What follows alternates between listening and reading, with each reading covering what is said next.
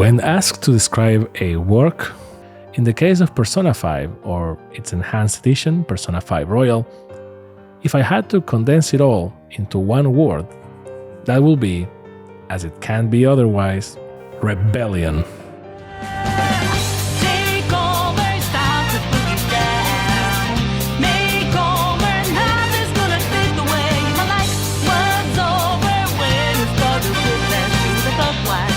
On one hand, it's an easy choice. After all, it is the game's theme. It's even explicitly stated many times by the title itself as the motivation or implicit desire of our protagonist and his companions. But I refer to rebellion beyond the four walls of the narrative. I am referring to that fire that the game ignites in you, to those contagious desires to go against the current, to start judging other games using the same level of care and attention, to want for yourself to attempt something as challenging. Because Persona 5 is exactly that. From its unforgettable music, to its approach to characters and story in a JRPG, to its well-known artistic direction and that daring and, ironically, fitting design, Persona 5, as a game, rebels against its industry in more than one way, and that contagion to yourself as a player is inevitable. However, before understanding what it means for the future, we have to understand its past, and that's how we're going to kick off this episode of BitViews. Hit it! You only played yourself, got no game, serving you right. Say your prayers now. The Persona series is a spin-off of Shin Megami Tensei. Although it has its own story and you don't need to know anything about Shin Megami Tensei to enjoy a Persona game, we can say that it eventually overshadowed the popularity of its parent series. And you don't need to play Persona 3 or 4 to understand Persona 5. In that sense, it follows the same anthology logic as Final Fantasy, but like Final Fantasy, it has many elements and entities that are kept from game to game to ensure coherence between the universes. Without deviating too much from the topic, we could say that the biggest difference between Shin Megami Tensei and Persona, without going into details, is that Shin Megami Tensei tends to be the story of a world, of its world, while Persona focuses much more on the story of its characters and their relationships, and how these are affected or influenced by the world. In addition to this, since Persona 3, the game has delved even more into the characters and their relationships with the social links, which Persona 5 has renamed as confidants. With them, we not only build relationships and discover more stories about the characters who share the world with ours, but we also gain benefits based on what we learn from them. To give an invented example for better understanding, because I am not spoiling anything about the game in this review, if Joker, our protagonist, establishes and strengthens his relationship with a character who is a chef, over time it will improve our ability to handle knives or to make better use of food and therefore heal more hit points from it. Along with the inheritance of confidence, the ability to negotiate with shadows also came. Shadows are our usual enemies into the game. Besides being based on various creatures and mythological beings from the world and serving as obstacles to our progress, they also serve as weapons, as future personas, because even connecting with your enemies is possible in this game. This happens because our protagonist has the power to obtain other personas.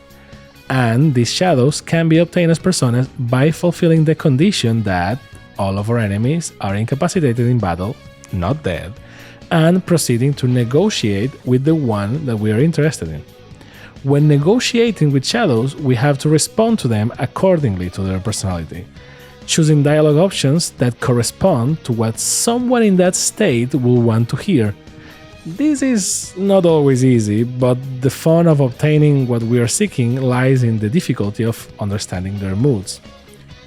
If we don't want to negotiate, we can always extort them for money or items. even pressuring them to gain more benefits, at the risk that if we press them too hard or fail in the negotiation conversation, they will recover and attack us immediately. If we combine these two particular elements, one characteristic of a dating sim or a life sim, and another more similar to, for example, Pokemon, although Shin Megami Tensei came first than Pokemon, with dungeon crawling elements, we have a peculiar mix, the foundation of Persona, where you have to balance your life as a student during the day and the concerns of one with your mission, in this case, as a phantom thief of hearts. In the metaverse, the world of the subconscious, where all the more literal magic happens. Furthermore, we add a pinch of mature and contemporary themes supported by the psychological theory of Carl Gustav Jung, and you have an explosive cocktail where the story balances the normal, real life of a teenager with the magical adventures of our heroes. And the gameplay mixes a dating sim with dungeon crawling and a sprinkle of Pokemon, for lack of a better term, to define the mechanics of capturing personas and the elemental weakness system of enemies. With these premises and this legacy behind it, among other things, Atlus and its P Studio took on their most ambitious project to date, a project that made us wait for 4 years since its announcement, a project that took its time and left us waiting after those closely released Persona 3 and 4, a project that took celebrating the saga 20th anniversary very seriously. And what did we get?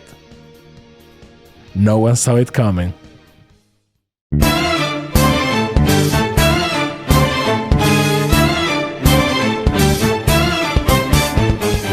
When you think of a JRPG, or Japanese role-and-play game for simplicity's sake, you think of the perception of the genre born in Japan, slightly different from the Western RPG or Western role-playing game. Depending on the person, when thinking of a JRPG, different examples come to mind. For some, it will be Final Fantasy, regardless of the number, even though Final Fantasy VI is the better Final Fantasy. For others, Pokemon. Those closer to Japan will think of Dragon Quest, and based on your experiences, we could be talking about Legend of Dragoon, Super Mario RPG, Xenoblade, Xenosaga. Well, we have no shortage of examples, although some, like Final Fantasy, Dragon Quest, or Pokemon, serve as flagships of the genre, for better or worse. Setting aside the fact that Pokemon hides behind its own saga's popularity and concept, when you think of a JRPG, due to its eminent association with Final Fantasy or Dragon Quest, you think of fantasy. Regardless of the fact that some Final Fantasy games are relatively futuristic, like Final Fantasy VII, magic is a common word that comes to our minds, and, for better or worse, magic is usually associated with wizards, not Wizards of the Coast, and everything that comes with them. Obviously, they come in all flavors and colors, future, past, you name it. But it's rare to come across a JRPG set in our world. Usually because, well, we lack magic. And when it's achieved, only a few, like Earthbound or Mother, for simplicity's sake, stand the test of time. However, the Atlus series has always been there and has been growing in popularity, as we mentioned earlier, to the point of overshadowing its parent series, Shin Megami Tensei. And it is with its latest installment, Persona 5, that they have made the most JRPG and the least JRPG that a JRPG can be at the same time. In other words, it is a JRPG that you could recommend to someone who abhors endless turn-based battles and to the most purist fan of the genre. It's a perfect equilibrium, and Persona 5 achieves this disarming magnetic attraction in 3 turns. Are you sure your next move's the right one for you? Are you sure you won't get outmaneuvered? Undoubtedly, any work or product, no matter how much we struggle to admit it, appeals to the eye. That's why books have covers, and their execution is of vital importance to grab the attention of those who don't know what the book is about. However, this has two sides to it, hence the expression, don't judge a book by its cover. Because many times, what we see at first glance is not what we will get. Fortunately, that's not the case with Persona 5.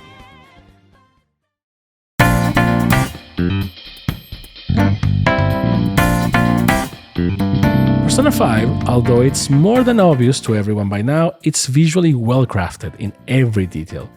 Those menus, those transitions, the text. From the store menu to the combat interface, your mobile phone, everything is elevated. The entire visual aesthetic of the game is a reflection of that rebellion. Red, black, white, the colors of Persona 5, with red as the predominant color, following the blue in Persona 3 and the yellow in Persona 4, and how appropriate, given its rebellious tone and the fact that it's about the phantom thieves of hearts, right? The changes between Persona games are more noticeable in Persona 5 than ever before, where, for example, the data is displayed on another side of the screen, the text boxes are animated, each menu has a different animation or pose of our protagonist, the way characters switch during combat, the dynamism of the interface when leaving a palace, as if Joker had just escaped from a robbery, a series of changes and integrations between the game and its interface like we have rarely ever seen before. And we have to ask, is there a reason for this? Couldn't they just have done it more or less in the same as the previous games? Yes, they could. But they wanted to raise the bar. They wanted to rebel. It's Persona 5, but it's not the same as before. It's a JRPG, but it's not what you're used to. All cool, all rebellious. Could you watch this game on YouTube? Yeah, you could, sure. I mean, you're watching it right now, but you want to play it because it's calling out to you with its rebellion. How could you not be attracted to it? In theory, such sharp angles, the contrast between colors, and the dynamism in all elements shouldn't work. It goes against what's being taught in schools of design and video game design. It should be chaotic or very difficult to follow. But it's taken to such a point that nothing is still, yet it doesn't feel noisy. There is not a single smooth angle, yet it's not bothersome. Not all colors are used, but it's not necessary, because similar to what was done in Mad World, the contrast is handled in the best possible way to ensure that we always understand what we see on the screen. Small details, like the position of combat commands around the character, dynamic and in the same position as the buttons on your controller, or your characters having their silhouette alongside their statistics, but it changes when they're active. Nothing has been left to chance. Hour-long videos could be made focusing solely on these little details, and in fact they are all over YouTube, but much of the charm lies in discovering them for yourself. The moment you notice some of it, you're like, what? Was there all along? Yes, it was. On the other hand, everything beyond the interface is carefully crafted with an anime aesthetic in mind. If we talk about pure graphics, we can separate the visual aspect into design, which will blow our minds, and graphics. In that regard, we find a meticulously executed game. Nothing out of this world, but it simply doesn't need to be. In the case of Royal, the game has improved graphics. It's refined and enhanced, but it's still the same base, adopting cel-shaded style that seeks to replicate the aesthetics of the illustrations and 2D animations that elegantly represent the game. There aren't too many particle effects or anything like that, they only appear when necessary. And it's the anime aesthetic that will take the game to have, apart from its cinematic sequences using the game engine, 100% fully animated cinematics in an exceptional manner. From time to time, we will be seeing our characters being completely animated in those cutscenes, and it feels like a necessary reward for the progress that we make in the game. It's not for nothing that these scenes were commissioned long before the game was finished. And you can actually tell because of some little mistakes, and their quality is evident. It's made with time and love, often surpassing the later anime series based on the game Persona 5 the animation. But of course, whether it's graphics or design, it all means nothing if there is nothing to show, if there is no purpose behind it, and Persona 5 has a lot to tell us. On one hand, we have the realistic part, the part set in Japan. Unlike its predecessors, the game takes place in Tokyo.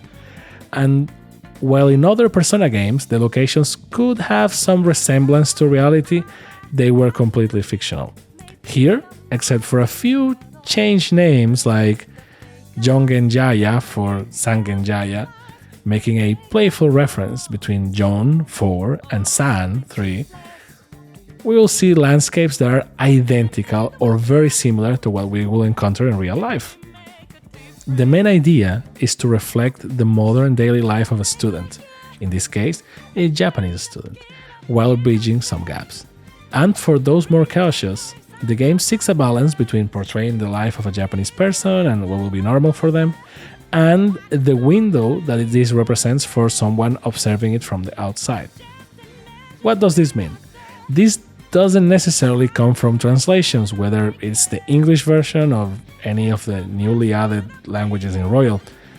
Many people feel repulsed by the anime aesthetic, its cliches, and the typical characteristics of a Japanese series. Persona 5 subtly plays with that line by giving us the life of a Japanese person with their Japanese quirks and anime touches, but without turning up the volume too much on exaggerated reactions, geek culture, or stereotypes of Japanese animation. In other words, it's not a cringe fest. This is partially helped by the other side of the coin, the fantastic part, meaning arcana, tarot, mythologies. Using a blend of folklores and legends, the game seeks to unify diverse creatures such as Belphegor and Ganesh under one roof. That same roof must accommodate the various clothing styles, evoking different types of thieves that our heroes will wear as they travel through the various palaces, which are the dungeons or temples in this universe. The idea is that these worlds are products of someone's subconscious, or a collective subconscious, their cognition, the metaverse, the good one, not the one by Facebook, and as such, one could say that it's made of the same material as dreams, and the entire aesthetic and the visual ensemble most seamlessly transition between the real world and the metaverse. Of course, we can't discuss what we see without mentioning the text and dialogue. Well, we won't discuss their substance here, since that comes later. We will talk about how they are presented, not only with proper English localization, but also, thanks to the Royal version, translated into several languages such as Spanish, French, Italian, and German. Translating such a large game is a monumental effort, but all the small details in the calendar, interface, or combat are translated. And as we know, if it is translated, it will reach more people. Overall, this translation and localization will further help this game make an impact visually, and as some may have already noticed, the terms used in this video fall somewhere between the official translation and the original Japanese words for them, much like the game itself, because some translated things shouldn't be like that. For example, in the case of the Spanish transition, the Velvet Room is translated. It's translated as Habitación Terciopelo, which is not exactly the name it should have, as in Japanese it is Velvet Room, which is, an English term. But in general, these changes are understandable if we put ourselves in the shoes of someone who never played a Persona game and doesn't speak English. So I think overall it's okay. With a few specific errors aside, considering the magnitude of the task at hand, this translation more than meets expectations, especially when Ryuji speaks. Royal also introduced a couple of visual changes, although not too many, as the original game's art direction was ridiculously ambitious. A few updated and added portraits to give the characters more expressiveness, and some minor tweaks here and there, but as they say, if something works, don't fix it. And yes, it's true that things enter through the eyes in a medium like video games, where their artistic conception is the combination of three other elements: illustration, writing, and music. And as you may have noticed since this video started, the music of this game is more than memorable.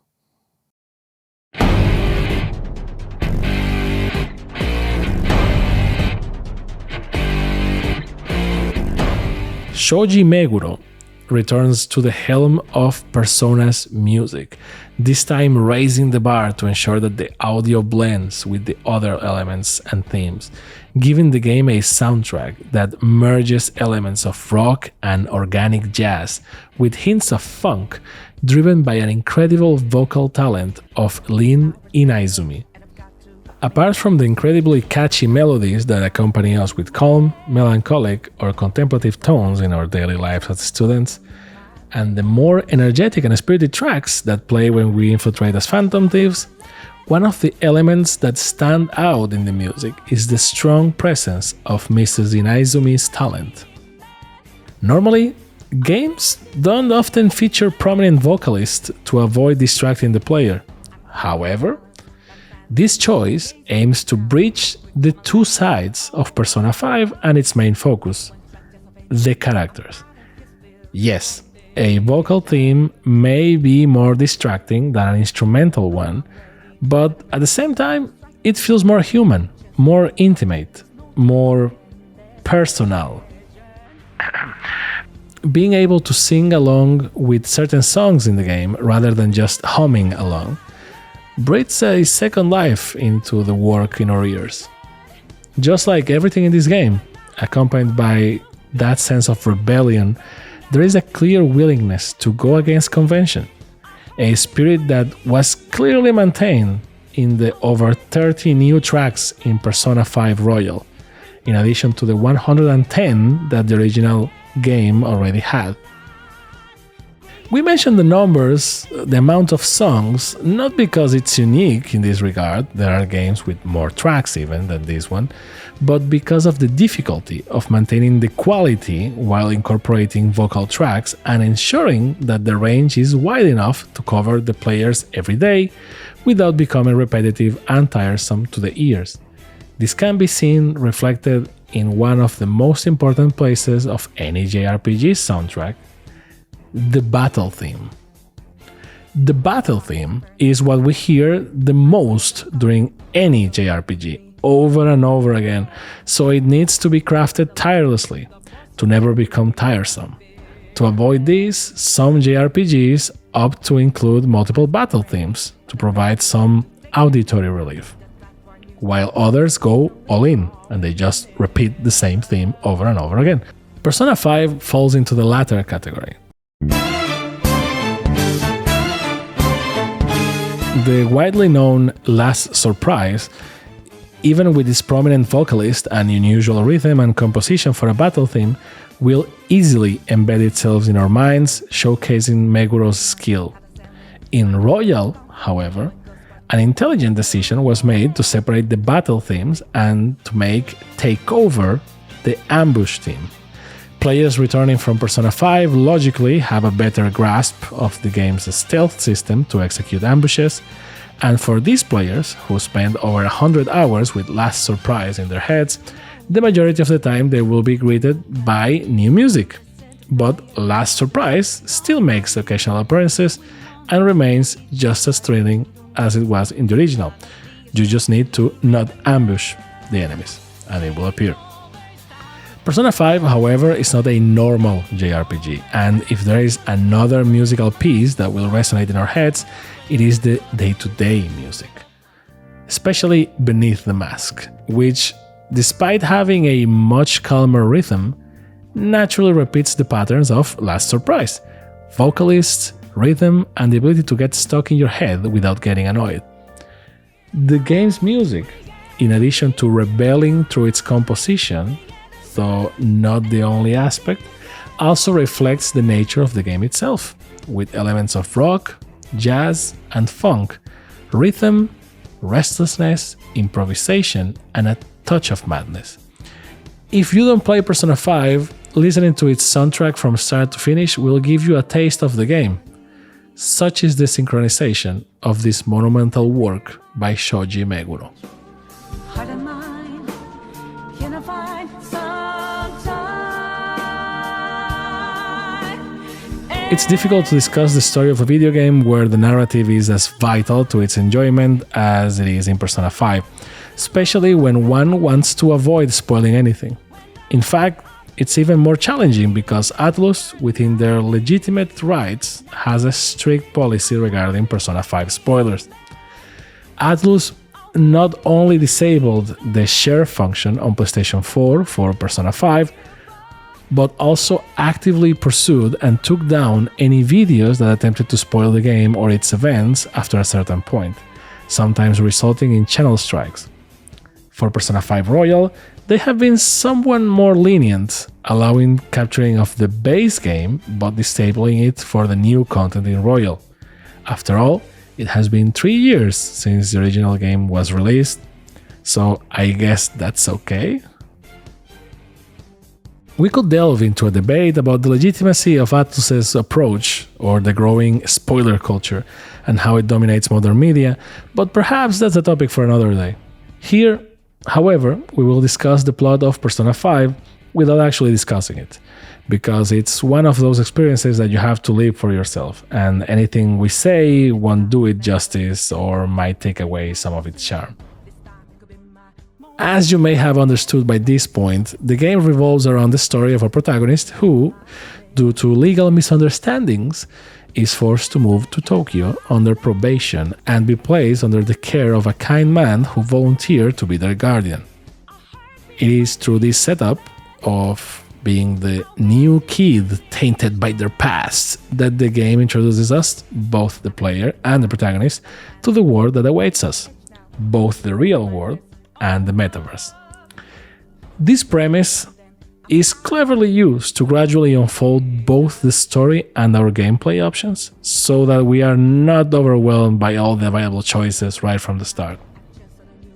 And it is during this journey that we will forge bonds with characters who will eventually join our group, as well as with others who will support us from the sidelines.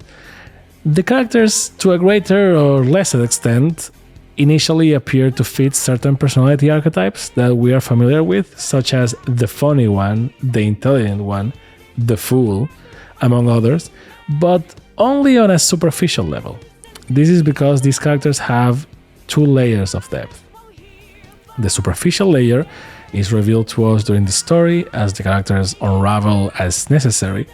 Meanwhile, the deeper layer lies within the development of them as confidants, which is where the social link system in this Persona game kicks in. By interacting with them, we learn more about who they are, what they want, what their motivations are, etc., while also strengthening our bond with them, which in turn grants us certain benefits as the relationship grows stronger. When I mean benefits, I mean gameplay benefits, mind you. Considering these two levels, it is obvious that there will never be a perfect integration. Let's say that they have taken precautions to ensure that the story's dialogues never encroach upon what the characters say or do during their confident moments. However, depending on the progress of your relationship with some of them, certain details or phrases may seem kind of odd. The story and this confidence address more or less mature themes, where mature refers to sensitive topics that are not commonly focused on in the medium, taking advantage of the fact that the game takes place in the real world after all. They present us with current and believable dilemmas for our characters, however, nothing is addressed directly. Many themes or issues are subtly hinted at, and it's up to each individual to understand the implicit subtext. You know what they say, a word to the wise. We don't want to touch upon the topics of mythology and symbolism in this video because doing so competently will require venturing into spoiler territory. So we will leave that for the future. Although we will briefly mention the themes on which the game's mythology is based. That being Carl Jung's theory of the masks. The masks that we create and use of different personas depending on the individuals we interact with. The personas in the game draw inspiration from various mythologies and literary works. From our Shin, the persona of our protagonist, which appears on the game's cover and is based on Arsène Lupin, a fictional character who was a master of disguise and a great thief in the works of French author Maurice Leblanc, to characters from popular folklore in different cultures, such as a pixie, for example. What we will say to conclude this section is that Persona 5 was originally intended to be a game based on the personal self-discovery of our protagonist and allies as they travel the world, adding that dimension to elevate the game's status as the anniversary of the series. However, due to the disasters that occurred in Tokyo 2011, game director Katsura Hashino decided to set the game 100% in Japan, specifically in Tokyo, creating a realistic environment for the first time, as mentioned earlier. Along with this, the game reinforces the themes of connections, mutual aid, and social action, something that Japan deeply experienced during those disasters.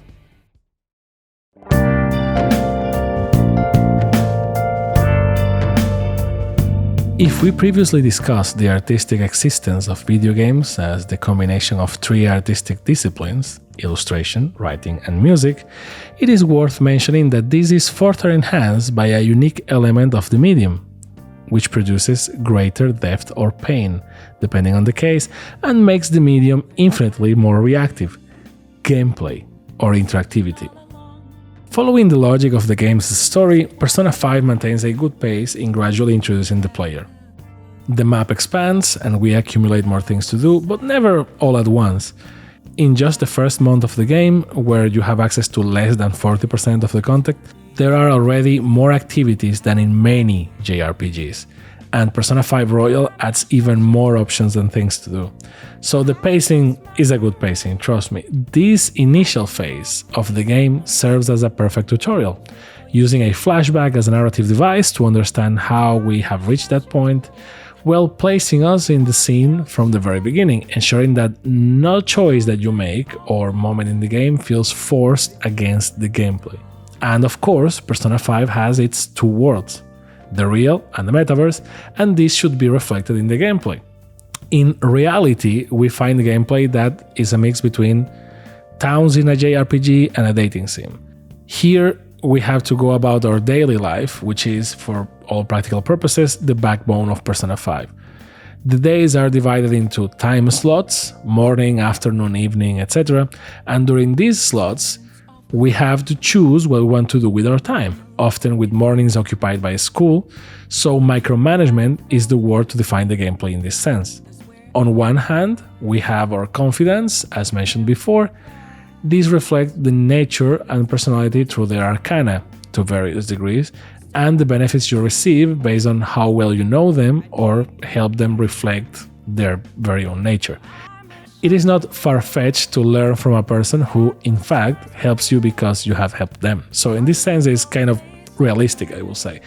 Some benefits apply to the real world and therefore are logical, while others provide advantages in the metaverse, aligning with the fact that, well, what those characters are and what they do in their daily lives affect you or improve you as their acquaintance or friend. In addition to confidence, you have your stats, your personal attributes, courage, proficiency, knowledge, kindness, and charm. These points improve by engaging in activities in your daily life that logically connect to that specific attribute, such as studying to gain knowledge, etc., but it's not that straightforward. These points won't necessarily affect your life in the metaverse, but they will impact what you can or cannot do in the real world. For example, you can only hold a conversation with an intelligent individual if your intelligence stat is high enough, or you may not dare to do certain things if you lack enough courage to do it. Both your stats and your confidence, however, cannot be precisely quantified in terms of their current state. While you can influence your own stats, since you control your destiny like any person, you cannot force others to spend time with you. So, some may only want to talk to you on specific days or be available on certain occasions, etc. And even if you know the level of your relationship or your stats, you're not certain about how much you need to progress to the next level or how much time you need to invest, or if you can predict when it can happen because, well, the other persons are persons. This intensifies the micromanagement aspect, mirroring the time and effort management that you have in real life after all. Time management plays a crucial role in this, particularly the need to plan each move in the palaces or dungeons using the conventional term, it's normal, as we are accustomed to do this in video games. However, when considering the confidence and your stats, along with the limited time that you have each day to do stuff in the form of time slots, or not, depending on the story, you need to know how and when to manage your time. The other side of your life becomes just as, if not more, difficult to plan around than the palaces themselves. Your life and progress will influence the palaces, so you must handle that well. In addition to this, one of the few online features of the game is manifested in this aspect of our life. We can use the online connection to see percentages of what other players around the world did on that same day. This is by no means obligatory, and personally I never use it, although it can be interesting as a curiosity, but to me it kind of kills some of your agency. Besides that, other online features are surprises or small details that you can enjoy as you progress, but nothing that unbalances the game that is purely and essentially single player. On the other hand, we have the flip side of the coin in the world of Persona 5 and its gameplay, the metaverse.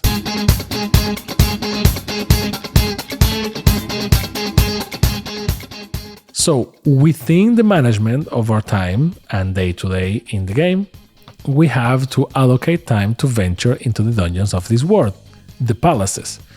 It is crucial that we do so within the time limits given to us in the real world, further intensifying the management of time and resources.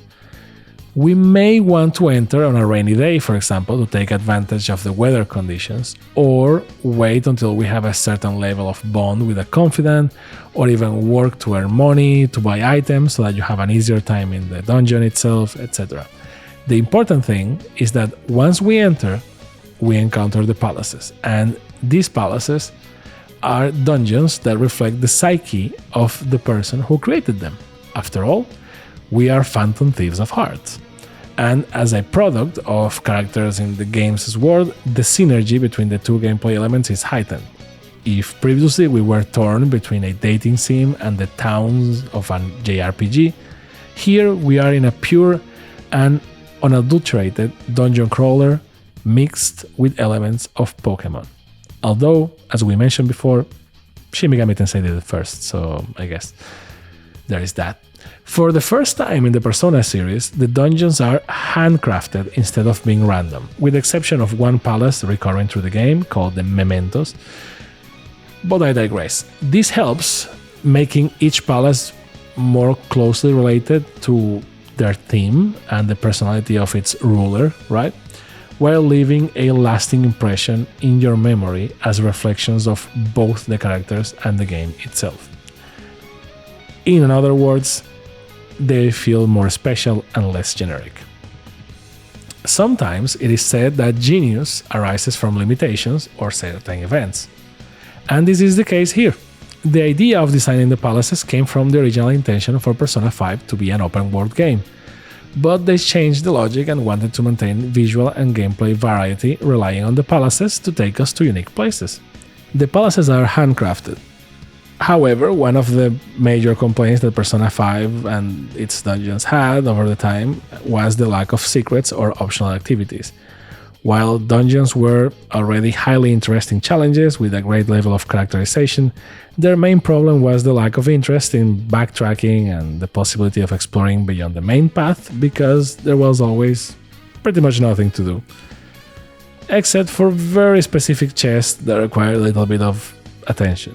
Persona 5 Royal corrected this by adding a few extra items that will greatly aid us in the exploration of the dungeons, while also incentivizing further exploration of these levels. The importance of this improvement stems from the fuel of the game in this section. Let me explain. Although there is no time limit in the palaces, your health points, spirit points, and items are not unlimited.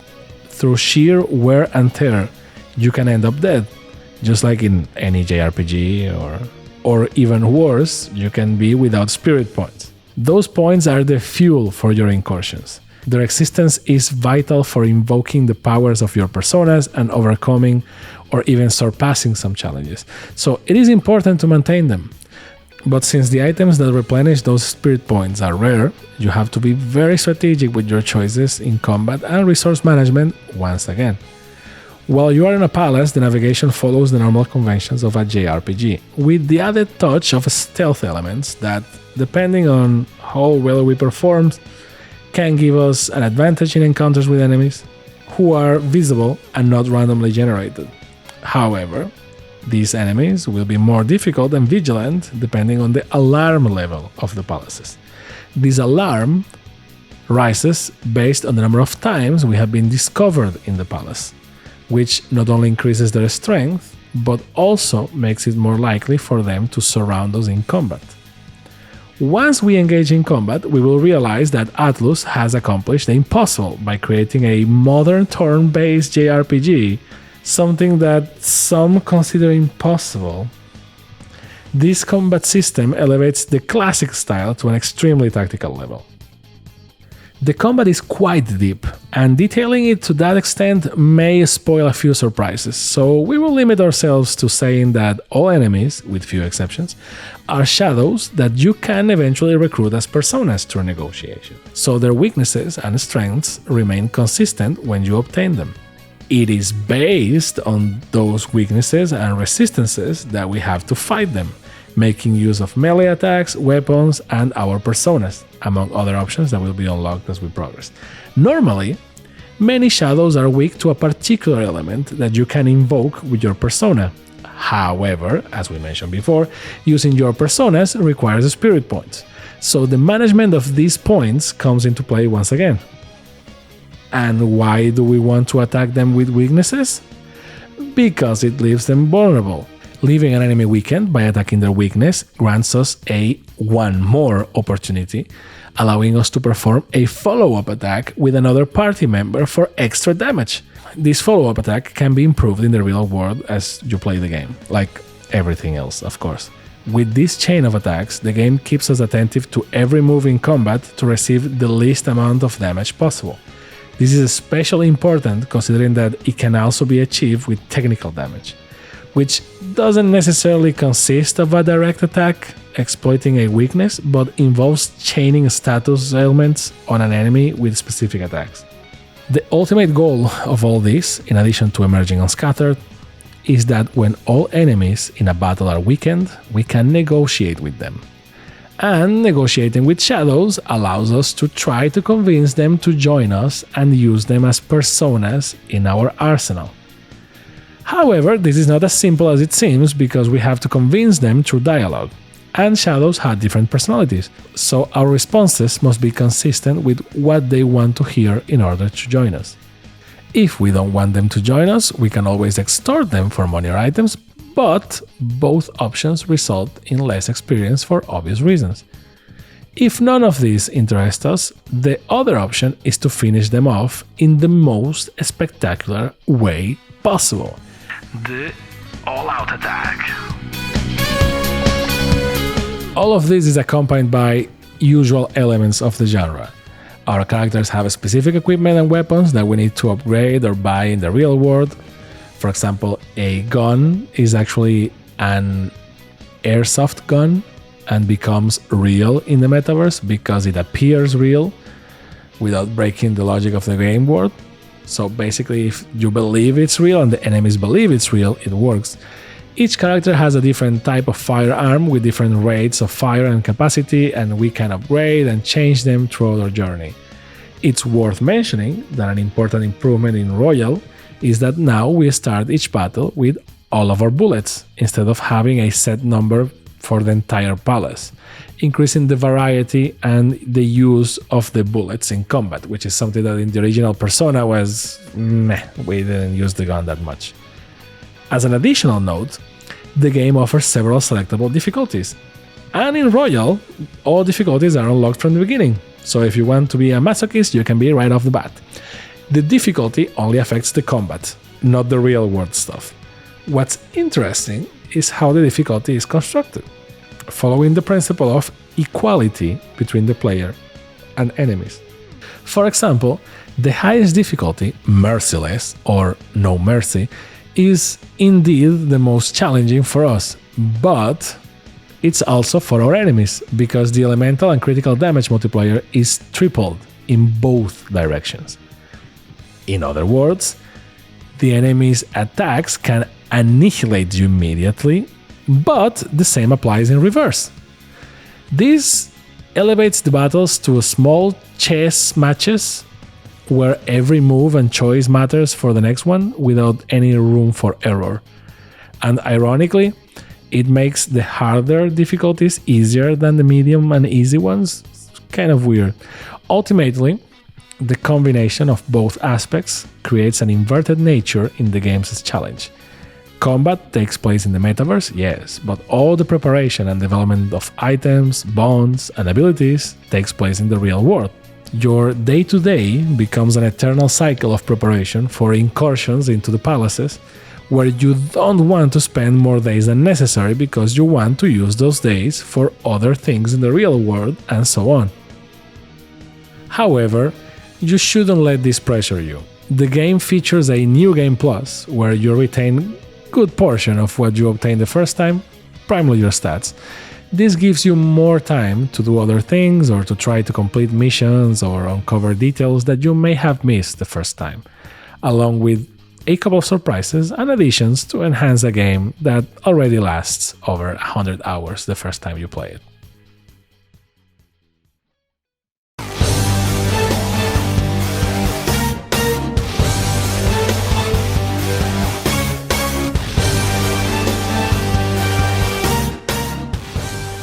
Persona 5 and Persona 5 Royal, its definitive version, bring together all known elements of JRPGs and mix them with their particular rebellious touch, aiming to be the best installment of the series for its 20th anniversary, and inspire those who play in their daily lives. Persona 5 Royal specifically adds and adds without taking anything away, for better or for worse, from the original product. We will have many quality of life improvements, from adding interest to the exploration in Mementos with the introduction of Jose, to the integration of its new story parts and changes to multiple characters so that it makes more sense in the bigger picture. For those who come to this game without having played it before, Royal is undoubtedly the version to choose, especially if you rely on any of the newly added languages. So if you don't want to go either Japanese or English, this is your version. Those who already played Persona 5 will find in Persona 5 Royal a very good integration of new elements, to the point that you will be wondering if those things were in the original game or not. It's an integration that is so pervasive and transparent that it will be difficult to achieve as a DLC because it restructures the entire game. It also improves the game's graphics, although not the graphic design, which remains undefeated as one of the best in the industry. On the other hand, now that we have projected such a positive tone up to this point, one might think that the game is perfect, and the truth is, well, obviously it is not. There are, of course, small flaws here and there, whether in the original English or in any of the translations. There are some mistakes in here and there. There are occasional plot gaps regarding certain moments or characters, and the gameplay integration between the two worlds can feel forced in some missions. We could even analyze the design of the palaces and their bosses or final enemies and find design or pacing errors. There is no perfect game. Persona 5 is not perfect, and Persona 5 Royal, although it improves upon it, doesn't achieve that perfection either. The merit of the game lies in seeking out elements that you already knew, others that you wouldn't have thought of, and combining them in a rebellious cocktail that invites you to fully immerse yourself in this world and its proposition. And if it manages to steal your heart, its virtues will overshadow its defects by sheer proportional weight. The existence of Persona 5 Royal represents a joyful problem for Atlus. This game has not only set the bar very high for the Persona series, but also for the JRPG genre, and even video games as a whole. With this audacity, P Studio has made turn-based combat work in an era where it is discarded, managed to smoothly integrate a bold interface and colors into a product that will force you to look at it for hours, and has blended voices and music so that your ears are also engaged at all times. This audacity, this rebelliousness, if you venture into it, it will accompany you for a long time, because Persona 5 is one of those games that, when you finish it, it leaves a void in you, as a player, as a person. However, at the same time, the game happily provides you with the answer to fill that void. Wake up, get out there. It is because of works and victories like these type of games that our medium, video game, is elevated to its highest level. It is because of such rebellions that we have art. Thank you very much for watching. This has been BitViews. See you next time.